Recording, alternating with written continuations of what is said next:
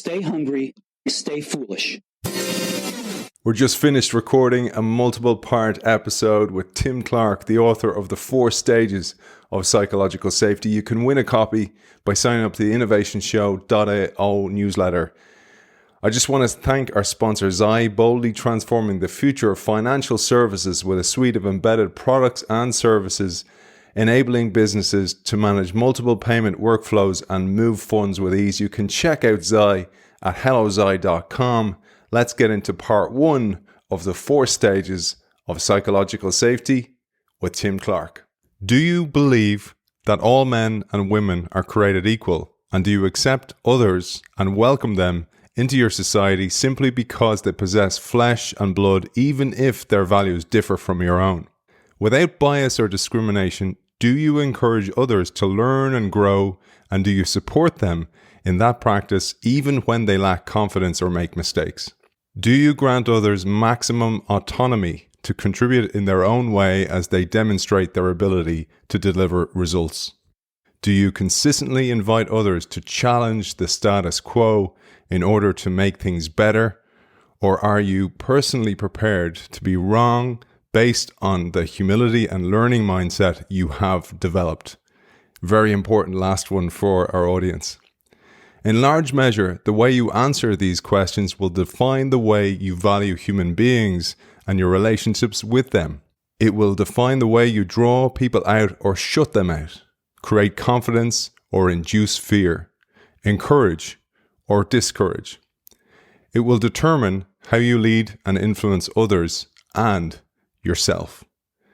We welcome the man who poses those questions, the author of The 4 Stages of Psychological Safety, Defining the Path to Inclusion and Innovation. Timothy Clark, welcome to the show. Thanks very much, Aidan. I'm happy to be here. I'm delighted to have you. We've been planning this for such a long time, and I have a copy of the book there behind me on the new library. As I said to you, Tim has been very patient. He's granted me psychological safety as I was running a little bit late because I had to put those shelves together. I had to put the new bookshelves together, and I actually have a 4th one. It's over there in the corner. It's in bits.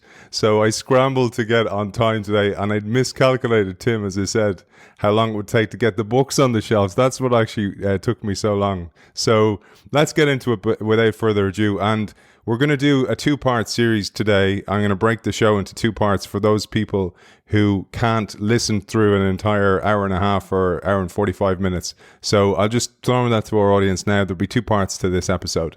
Tim, I thought we'd start with something that happened several years ago, where you said your wife Tracy and you returned to the United States from England as you neared the completion of a PhD in social sciences in Oxford University. As you said, the ramen budget was gone and you would have to work a job for a year, finish your dissertation, teach at a university, and live happily ever after. That was the plan, but it was far from what materialized. I'd love you to share this as a source of your origin story of where you came into this term psychological safety and how you experienced it firsthand. It's a strange origin story. We did come back from England, and I found a job in, of all places, in a steel mill. And so I went to work in a steel mill, and after a while, I thought, well, I'll work here for, as I said, a year or so, finish my dissertation, and then I'll go get my teaching job and move on with life. But as it turned out, the chief executive officer asked me to be the plant manager, to manage the entire plant. And so Tracy and I, we pondered that. It was not anything that was part of our career path or plan, but we felt that we should take that opportunity, and so we did. And I ended up being the plant manager for 5 years.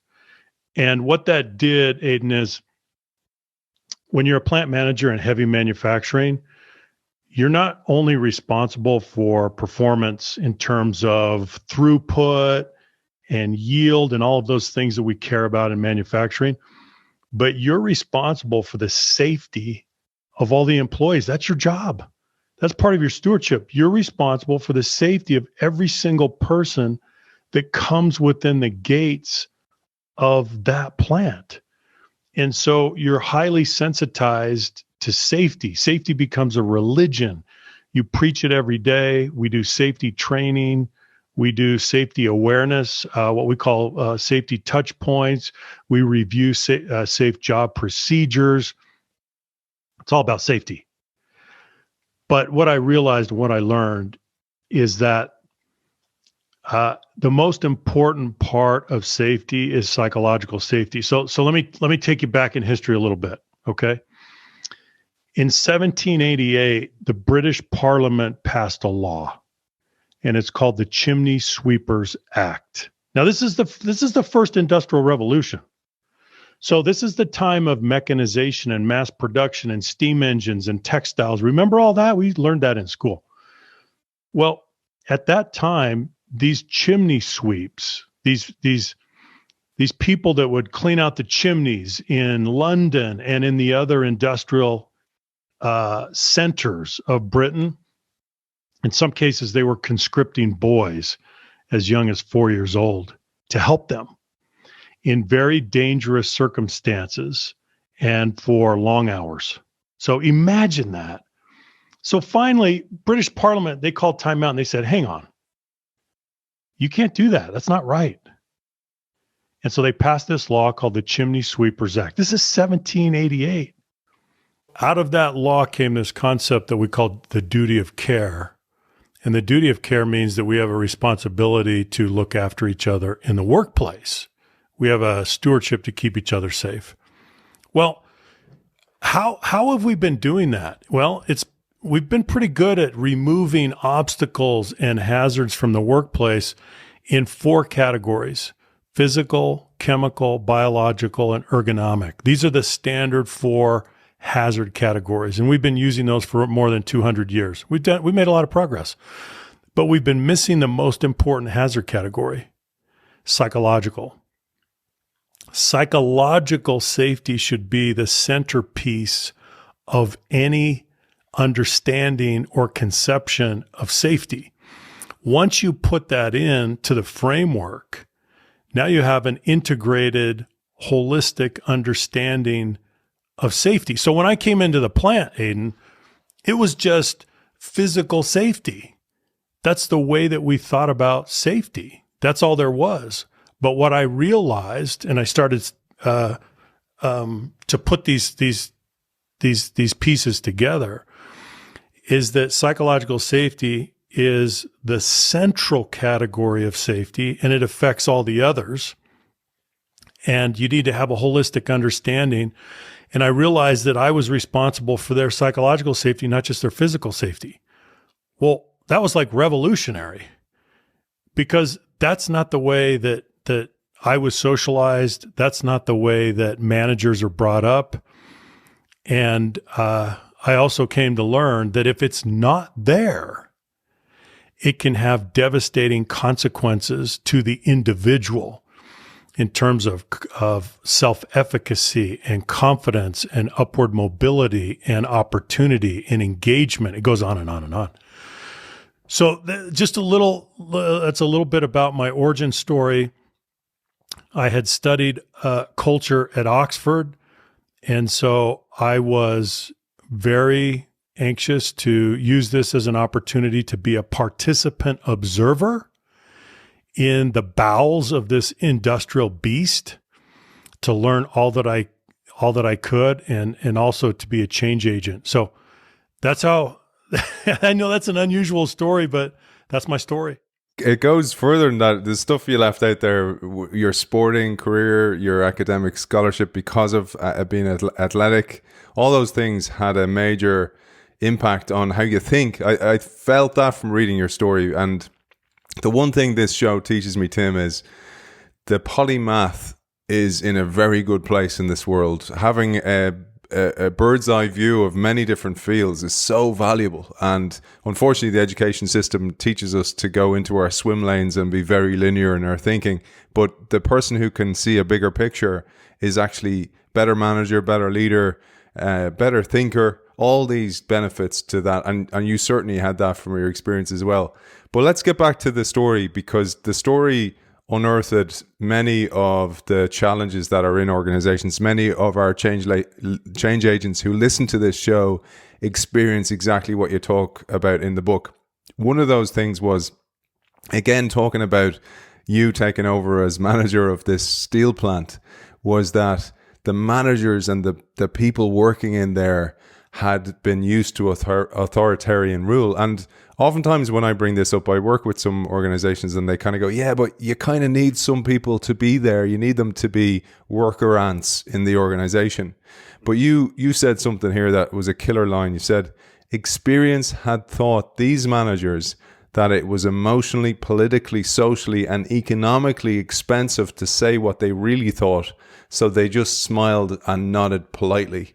And we know that is a death, that is a shot across the bow of an organization to go, warning, there's threats in the horizon for you. I'd love you to take us through that, because your experience of meeting these people and doing these town hall meetings and introducing yourself showed that there was no psychological safety, there was group think, there was fear of speaking up, all the things that lead to disruption in an organization. When I first came in, Aidan, the superintendents that reported to me, on average, they were 20 years older than I was. And they had been deeply socialized in a culture of fear and intimidation, authoritarian rule. And so it was my job to recast the culture. But think about what happens if you're in that kind of environment, you are deprived of the feedback and the input that you need because they're not going to share it. And so what happens over time is, if you lead this way, you become willfully blind because you're shutting people down. They withdraw, they recoil, they retreat. And yet they are the ones that have the local knowledge. They are the ones that can tell you what's happening on the shop floor. They are the ones that can help you solve problems and get better. And yet you're deprived of that input. And so one of the conclusions that I came to, and I think this is a universal truth, if there's pervasive fear on a team or in an organization, that is the first sign of weak leadership. Because what that says is that the manager or leader is using fear as a proxy for leadership. They've actually abdicated the leadership role and they're using fear as a substitute. That's a cop-out. They're not leading anymore. Fear is a very poor substitute for leadership, but many people do it. So that's a very strong thesis that I have based on not only my own experience, but work with organizations around the world. If there's pervasive fear, it's absolutely symptomatic of a leader that's not doing the job. I think you're so right. I was thinking about this only this morning. I was at my son's sports day this morning, and luckily the weather held up, Tim. We're in Ireland after all. It started lashing rain afterwards, and it didn't look like there was a cloud in the sky, and then the rain poured down literally as the sports day finished.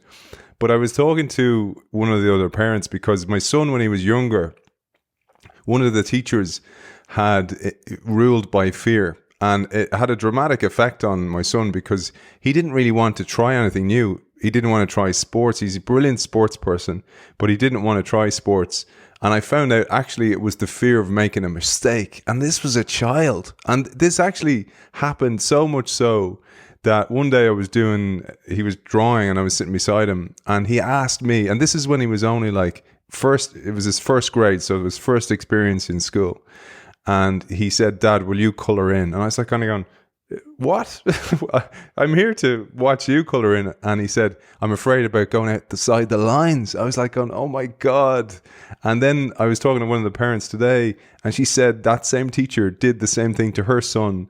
And he wouldn't read because he was fearful of making mistakes, which was just heartbreaking. But then I thought about, it made me think because of reading your book at the same time. I was like, well, that's what many, many plants and CEOs who run organizations have been trained like, and then they've been taught how to deal in a steady state environment, but also a more industrial age. And they've brought this through. And that's what I really felt, that you had experienced this. And as you said, you had to defang the organization from this authoritarian rule. And I loved your language there. But I wanted to share a quote from the book that really will speak to so many people. You say, commercial organizations survive by maintaining competitive advantage, which ultimately means incubating innovation. If you watch closely, you will notice that innovation is almost always a collaborative process and almost never a light bulb moment of a lone genius.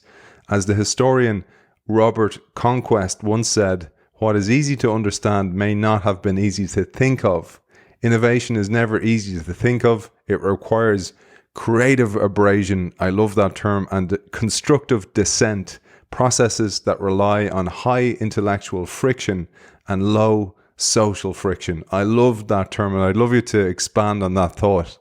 Well, organizations, Aidan, they only do two things. This is the way that I conceive of what we do in organizations. And it doesn't matter if you're in a school, if you work in healthcare, if you work in government, if you work in a commercial organization, if you work in a nonprofit, if you work in a voluntary association, it doesn't matter. You do two things. Number one is execution, and number two is innovation. Execution is creating and delivering value today. That's what execution is, based on the current configuration of that organization and the current resources and the mission and the vision and the strategy and the capability and the technology. That's execution, creating and delivering value today. Innovation is figuring out how we're going to create and deliver value tomorrow. That's all we do. Value today, value tomorrow. Let's talk about value tomorrow. Value tomorrow means innovating, because we don't know how things are going to change. We just know they will. And we know we're going to have to adjust and adapt and innovate. So if that's true, then we need to either we disrupt ourselves or we will be disrupted. Take your choice.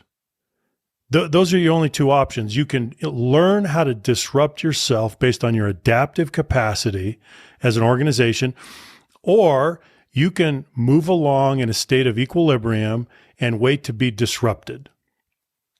Innovation, by its very nature, is disruptive of the status quo. It undermines the status quo. So that means we need to do that to ourselves. And what does that translate into? It translates into creative abrasion.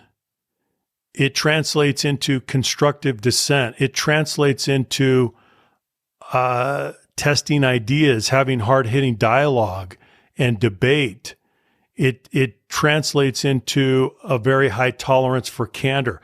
In short, it translates into intellectual friction. That is your raw material for innovation. You can't innovate if you don't have that.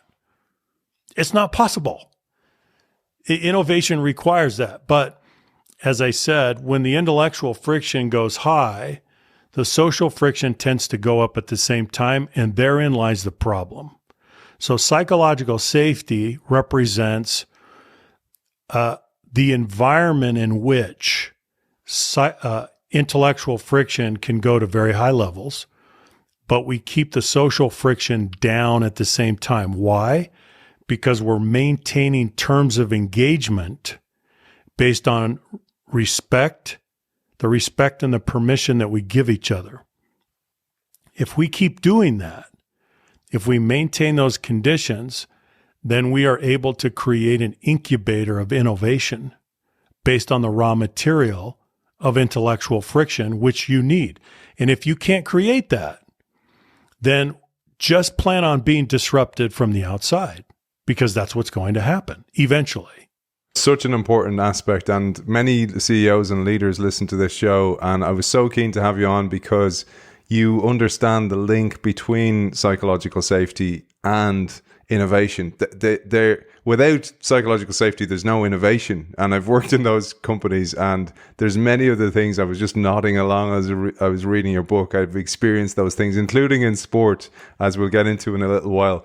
But there's one thing I just wanted to clear up, because my understanding, and many people who listen to the show and many people who are interested in these fields of work will have understood that the term psychological safety was coined by the great Amy Edmondson, former guest on the show.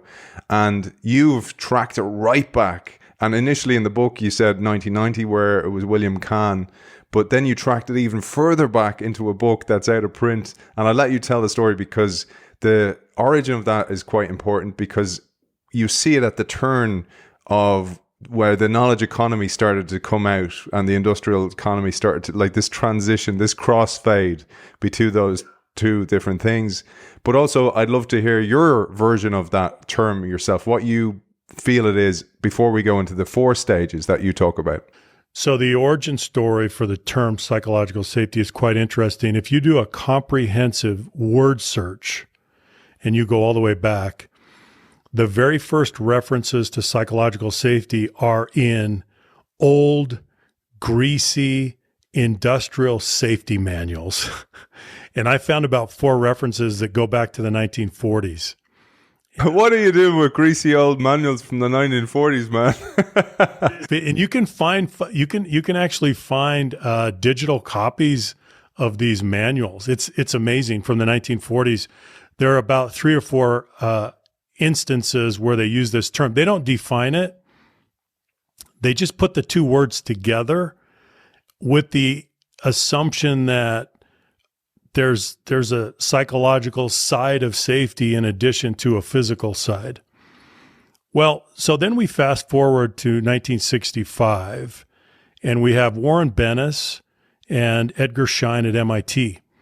And they write a book called Personal and Organizational Change Through Group Methods. This is a book that's published in 1965. And on page 44, there is a subheading that says psychological safety. And they spend just a paragraph talking about it. And they do give a pretty good definition. It's not a complete definition, but this is what they say. In order for unfreezing to lead to an increased desire to learn, rather than to a heightened anxiety where the individual is immobilized or impervious to new inputs, an environment must be created with maximum psychological safety. This is a difficult and paradoxical task, for with one hand, the laboratory culture is trying to unfreeze and increase tensions, and with the other hand, it is providing an atmosphere where no one can take chances without fear and with sufficient protection. So they're just pointing out how difficult this is, because we need to manage risk, but we also need to give people the opportunity to be innovative and to be creative in their ideas and their input. So that's a very short treatment, but that's really the genesis, and that's where the concept is introduced to the academic research literature. And it has a slow growth after that. But let me go to my definition. There are some rather complicated clinical academic definitions. I don't think they're very helpful. Here's my definition. Psychological safety is a culture of rewarded vulnerability. This is the critical mechanism, because this is what we see. When people engage in acts of vulnerability, those acts of vulnerability in a social unit, in a social situation, they will be either rewarded or punished. When you create a culture where my acts of vulnerability and your acts of vulnerability are consistently rewarded, psychological safety will climb. It will go to higher and higher levels. Why? Because your vulnerable behavior is being rewarded. That is the central mechanism for cultural transformation. You can do everything else that you want to do, but if you don't do that, it doesn't matter. Everything else is scaffolding. It's all secondary to that central mechanism of modeling and rewarding acts of vulnerability. So that's why I define it as an environment of rewarded vulnerability. Everything hinges on that mechanism. And it's a brave leader who can step up and show vulnerability. That's the thing I think is so difficult for leaders, because of those people we talked about who still pervade many of organizations, those people who are taught how to lead in an authoritarian industrial age, they're still prevalent in many organizations. And if you come in as a new leader or perhaps a budding leader and you show some weakness, perceived weakness by showing vulnerability or authenticity, oftentimes it's misunderstood by those more authoritarian rulers or autocrats who actually see it as a weakness, and therefore people don't show any weakness. Because and I want to emphasize, it's not weakness. Let's talk about that, Aidan, because this is what's happening is you're describing the great collision that is happening today in organizations around the world between the imperial model of leadership and the inclusive model of leadership. Now let's everyone think about this. The imperial model of leadership, which is so prevalent, so many of us have been deeply, deeply socialized and acculturated to this model. The imperial model of leadership says, you're the expert, you're the oracle, you have all the answers. And so we perpetuate that model, and we have for generation after generation. The more dynamic the environment in which you're leading, the more antiquated and antique and obsolete that model becomes. Why? Because you're supposed to be the oracle, the repository of answers. That's ridiculous. You can't possibly do that. And so the environment, as it gets more dynamic, it makes that model obsolete from a competitive standpoint, let alone a moralistic standpoint. And so we're seeing this happen before our very eyes. For example, when we work with technology organizations, you can't possibly be a leader subscribing to the imperial model of leadership, or if you do, you're not going to last very long, because you are in an environment that is moving so fast. You need everybody on board. You need everyone's input. You need this ongoing, collaborative, cooperative system where everyone feels free and able to contribute, because it's the only way you're going to adapt and survive in the environment. So to summarize, that imperial model of leadership is dying. It's been slow. It's been very slow. Let me take a line from an Ernest Hemingway novel.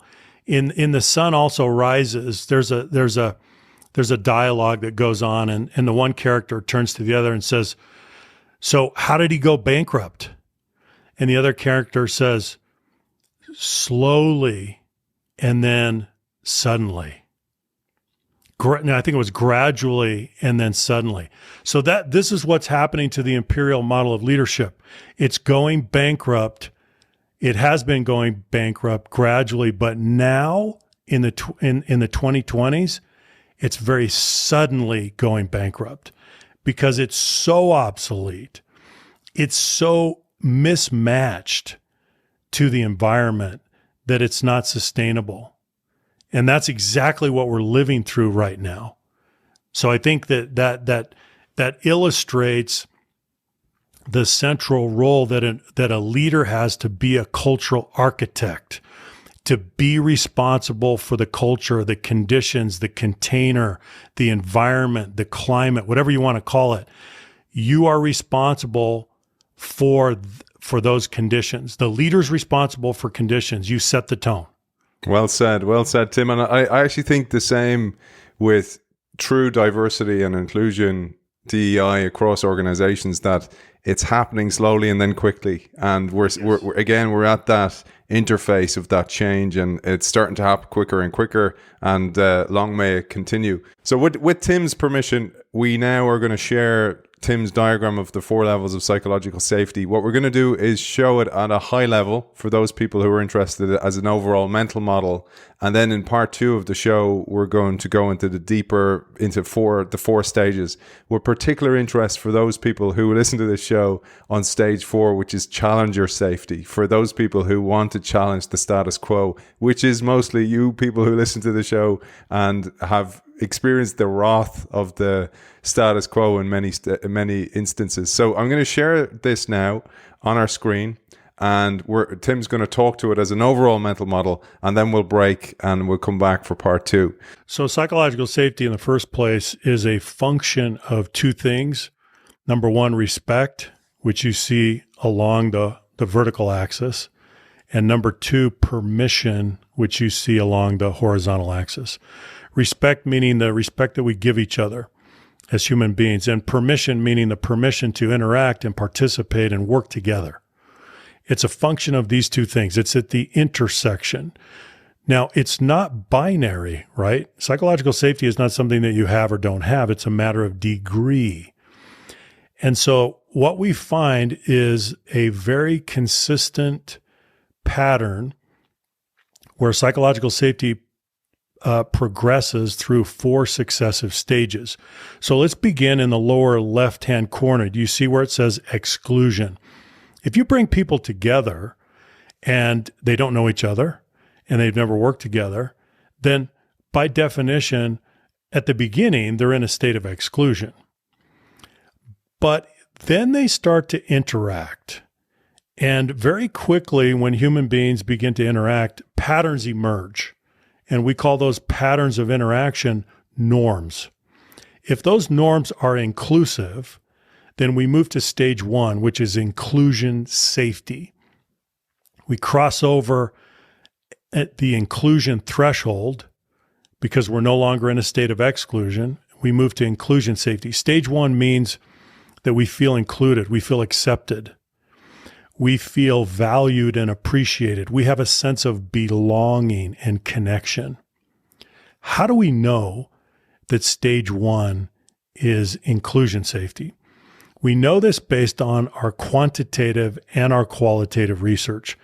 In our global survey research, 92% of employees worldwide tell us this is the first basic human need they want to satisfy.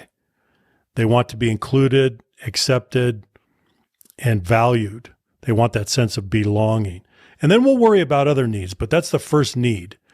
And based on our qualitative research as well with interviews, this is what people say. This is their first concern, to be included and accepted and appreciated. Then we go to stage 2, which is learner safety. Learner safety means that you feel safe in the learning process, to engage in acts of vulnerability that are associated with learning. Now, let me go back to stage 1 for a minute. Inclusion safety means that you can be yourself, your whole self, your authentic self. You can bring your whole self to work. It's not expensive to be yourself. That's stage 1. Now, just think about this. How many of you have ever been in a social situation in which it was expensive to be yourself? We all have. What do you do when it's expensive to be yourself?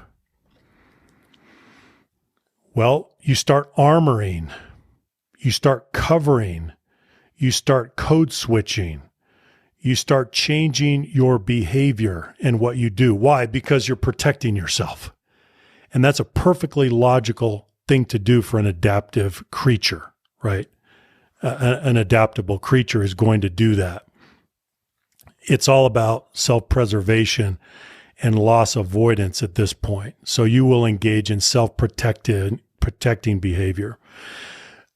Going back to stage two means that I can engage in acts of learning vulnerability and be rewarded for those acts of learning vulnerability. What are they? Well, the first one is asking a question, or giving and receiving feedback, or saying, I don't know, or experimenting, or making a mistake. And you can come up with several others. Your acts of learning vulnerability will be rewarded, not punished. That's stage two. Stage three is contributor safety. Now you'll notice the natural sequence here. Learning precedes contribution. If you haven't acquired knowledge, skills, experience, expertise, you can't contribute. So we learn first and then we contribute. Contributor safety means that you are given an opportunity to make a meaningful contribution, to make a difference. That translates into an appropriate level of autonomy. It translates into role clarity. It translates into guidance and support. And there's a very deep human need to find purpose and meaning in the work you do, to have your contribution matter. That's what stage three is all about. Does my contribution matter? Does it mean anything? Is there purpose behind it? Then finally, we go to stage four. This is the culminating stage.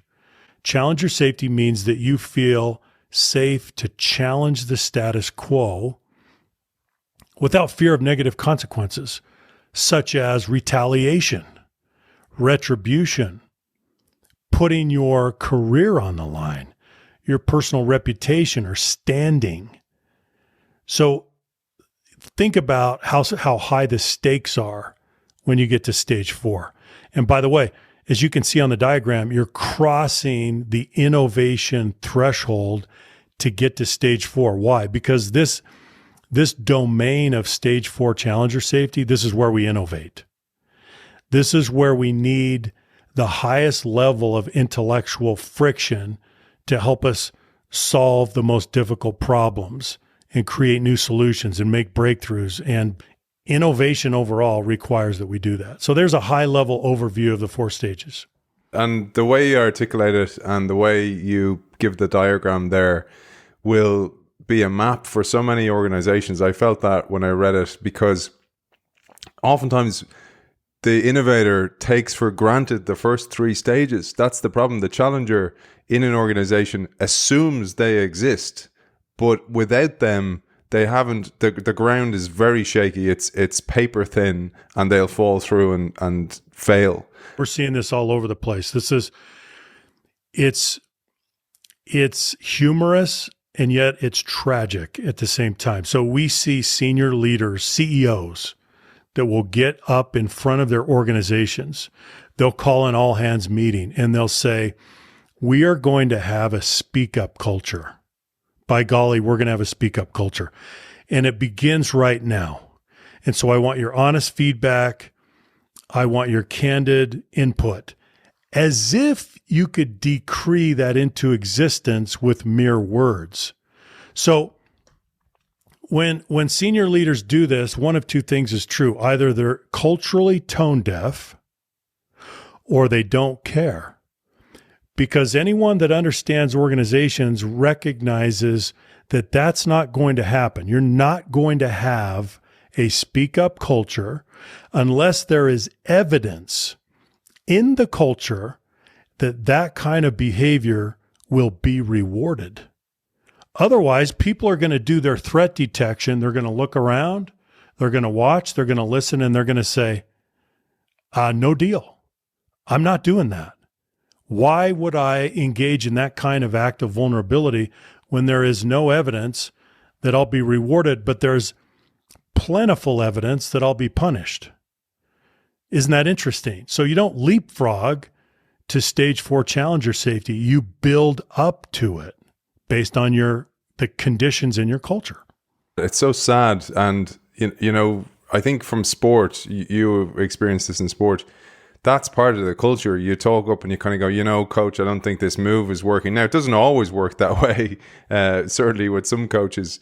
But what I've experienced personally and I've seen personally is where the leader will ask for, you know, suggestions and maybe, and I've done this myself, I was going, look, I don't think our customers are happy. I don't think we're satisfying them enough, etc.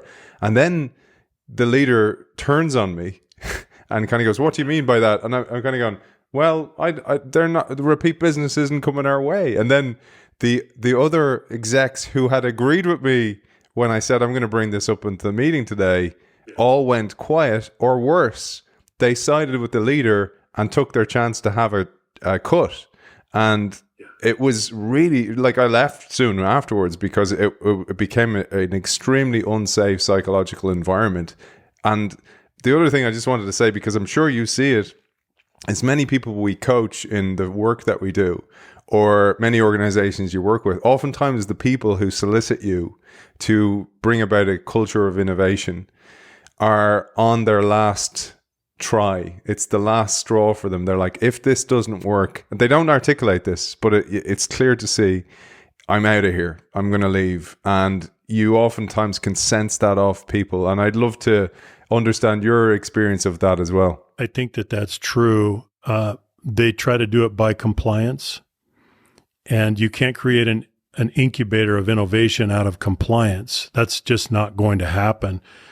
People are engaging in very vulnerable behavior when they're collaborating and they're challenging the status quo.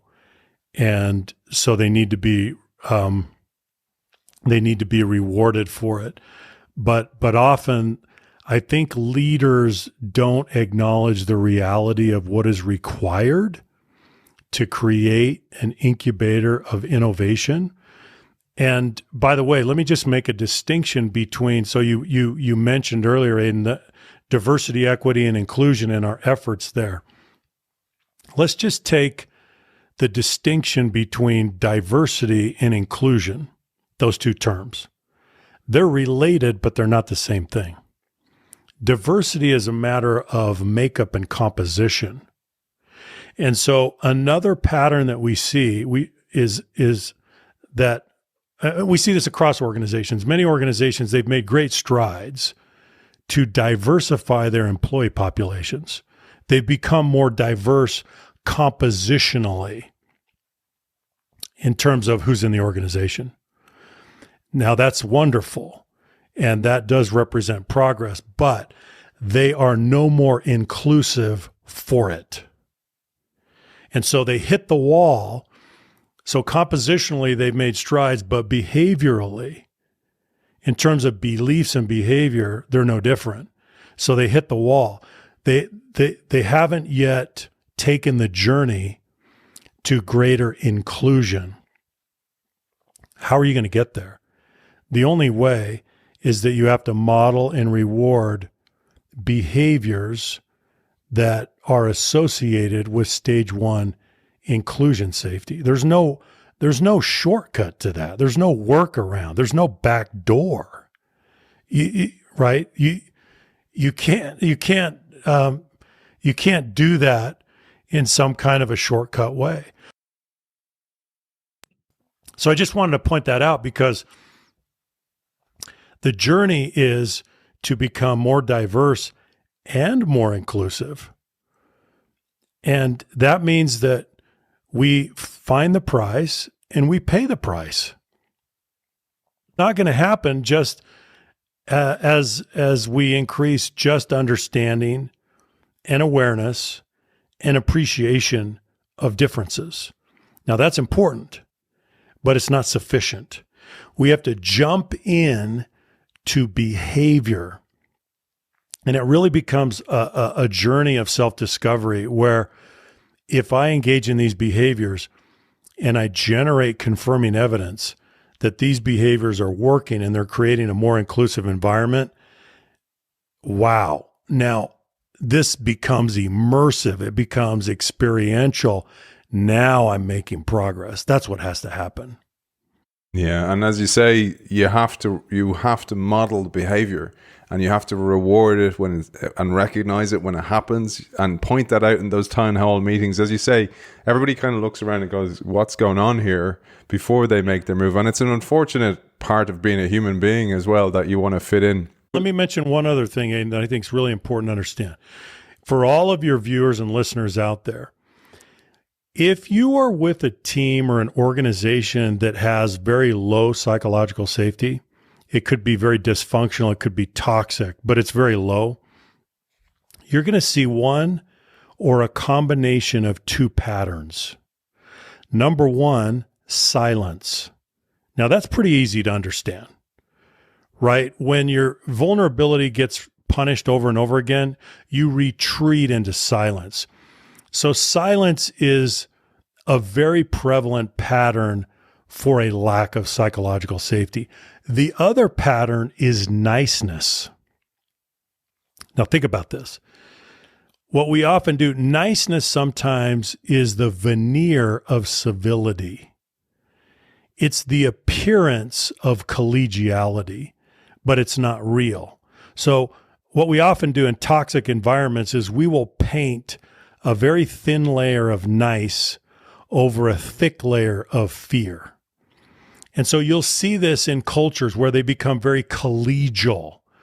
They're very nice to each other. But when they're in meetings, they can't tackle the tough issues. The tolerance for candor is very low.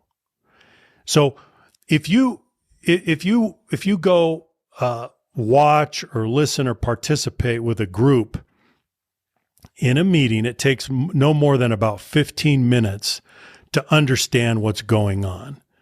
Because when a team tries to conceal the fact that it does not have psychological safety, it's actually revealing itself. You can't hide that fact. You'll try to hide it in silence, or you'll try to hide it in niceness. Both patterns are a dead giveaway. There's a quote that you may have heard. It was it's attributed to Voltaire, and I don't think it's accurate that it's Voltaire. But anyway, it's the point of the quote I wanted to share, because on that exact point, it said, "To learn who rules over you, simply find out who you are not allowed to criticize."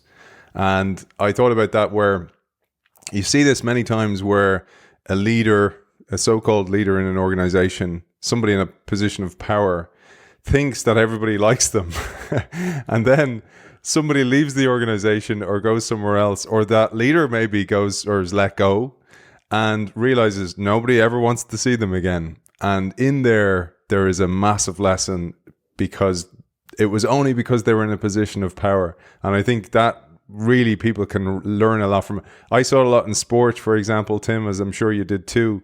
People in the team, everybody liked them when they were in the team, but then their after career is where you see, do people really like them? Do they really want to ever meet them again? That's right. You see it a lot, yeah. So last thing I wanted to share before we break, because this is another pattern you see, and again, I've been there, where you are that gainsayer. You're the person who thinks they have the safety to speak up and be the challenger.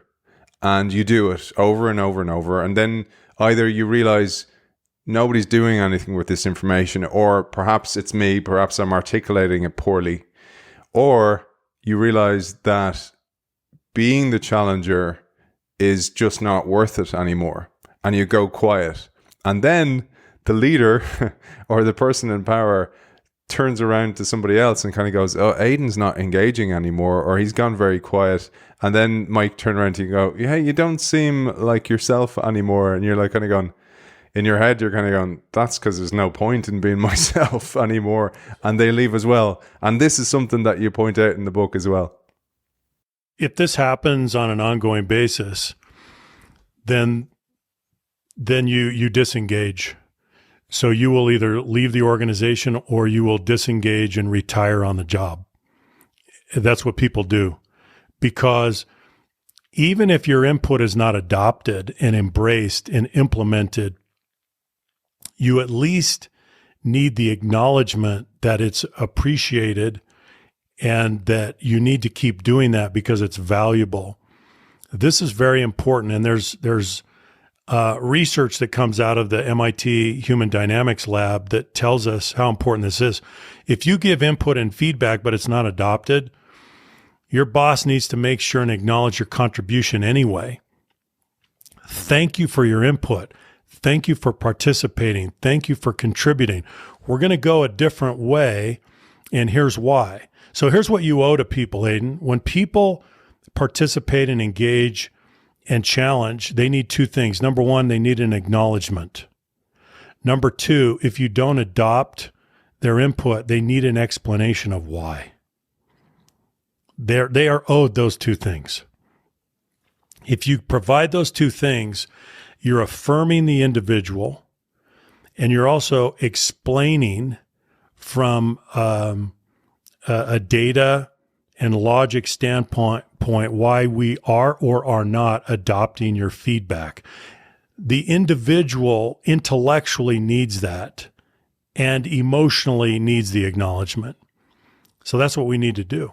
And as you say in the book, it's part of Maslow's hierarchy of needs. You need to know that you count. You need to know that you exist. And I was telling my kids, I was telling my son recently, I decided to tell him after the tragedy in the US in Texas and the school shooting, I said to myself, I wonder if my kids understand that sometimes that comes from somebody who feels hopeless and excluded, and the seeds of that action are planted in childhood in school.